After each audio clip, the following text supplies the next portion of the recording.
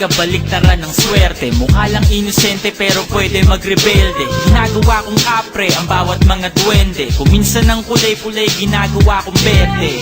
Nakasagutan ko si nanay, si utol na kaaway. Hindi na ako umuwi ng bahay. Nagpunta sa kapitbahay, nakitulog, nakitambay, nakiuso, nakibagay, nakiusok, nakitagay. Pinakain ko ng damo ang pulang kabayo. Paulit-ulit lang umaasang may magbabago. Binusog ko lang lalo ang adik kong pagkatao. Pag nagtalo yung dalawang aso, yung mabuti yung talo. Napalayo sa realidad. Naglalakad ako ngunit akala ko ako'y lumilipad.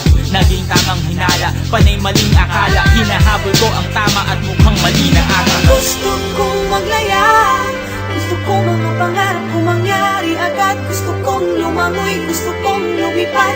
Kiramdam ko kaya kong gawin ang lahat. Teka, wag kang magmadali, dahan-dahan lang.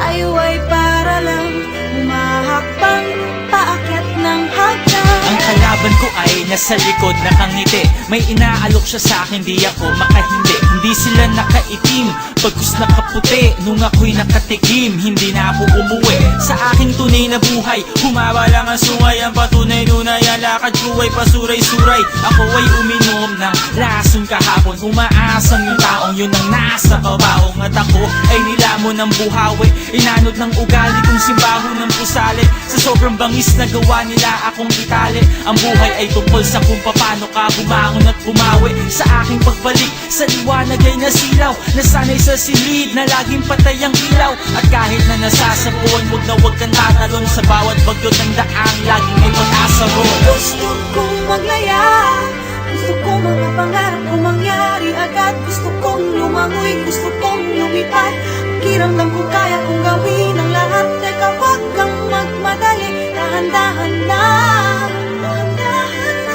Tayo ay para lang humahakbang paakyat ng hagdan. May araw ng malas, may araw ring swerte. Tanggap ko ng pulay, hindi pwedeng maging berde. Hindi madali, pero posible. Kung ang lahat ng bagay ay gagawin kong simple. May mga taong inilagay para ako'y itumba.